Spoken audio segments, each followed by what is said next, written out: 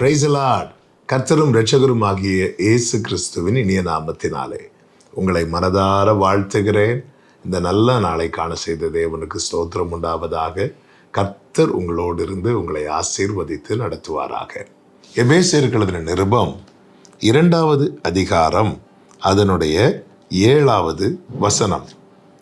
கிறிஸ்து இயேசுவுக்குள் நம்மை அவரோடு கூட எழுப்பி உன்னதங்களிலே அவரோட கூட உட்காரவும் செய்தார்.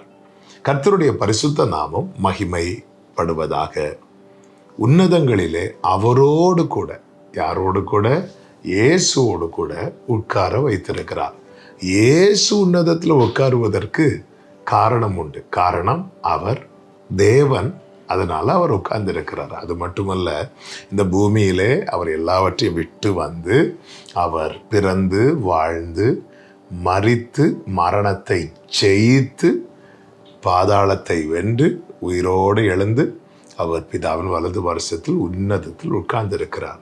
ஆனால் இங்கே சொல்லப்பட்டிருக்கிறது, நம்மையும் அந்த உன்னதத்தில் அவரோடு கூட உட்கார வைத்திருக்கிறாராம்.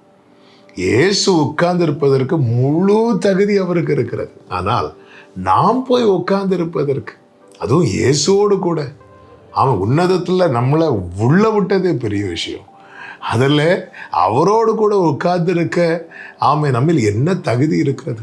இங்கே தான் நமக்கு தேவன் பாராட்டின கிருபை காண்பிக்கப்படுகிறது. என்ன கிருபை? வேதம் சொல்லுகிறது 4-5 வசனங்களிலே நம்மிடத்தில் அவர் வைத்த மிகுந்த அன்பினாலே என்று சொல்லப்பட்டிருக்கிறது. மிகுந்த அன்பு, அன்பின் மிகுதியில அவர் என்ன செய்தார் தெரியுமா? அக்கிரமத்தில் பாவத்தில் மரித்திருந்த நம்மை உயிர்ப்பித்தார். அந்த பாவத்திலிருந்து நம்மை எடுத்தார். அன்பினாலே எடுத்தார், அன்பினாலே உயிர்ப்பித்தார். அப்படி அக்கிரமத்திலிருந்து எடுத்த நம்ம எங்க வைக்கலான்னு பார்க்கிறார் பாருங்க. எந்த இடத்துல வச்சாலுமே நமக்கு வாழ்வு இருக்கும். காரணம், அவரால் வைக்கப்பட்டது இல்லவா?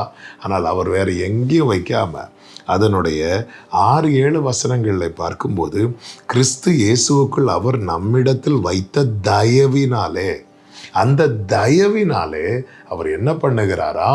அவர் உன்னதங்களில் கிறிஸ்துவோடு கூட உட்கார வைக்கிறார். அன்பினாலே உயிர்ப்பிக்கிறார், தயவினாலே அவரோடு கூட உட்கார வைக்கிறார்.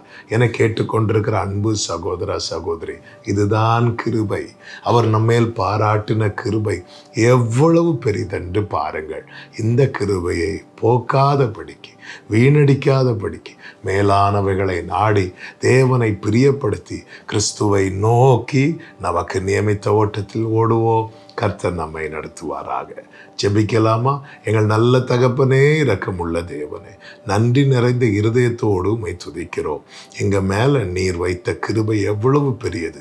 அன்பினால் உயிர்ப்பித்து தயவினால் உம்மோடு கூட உட்கார வைத்திருக்கிறீரே, இதை கனப்படுத்தி வாழ கிருபை செய்யும்.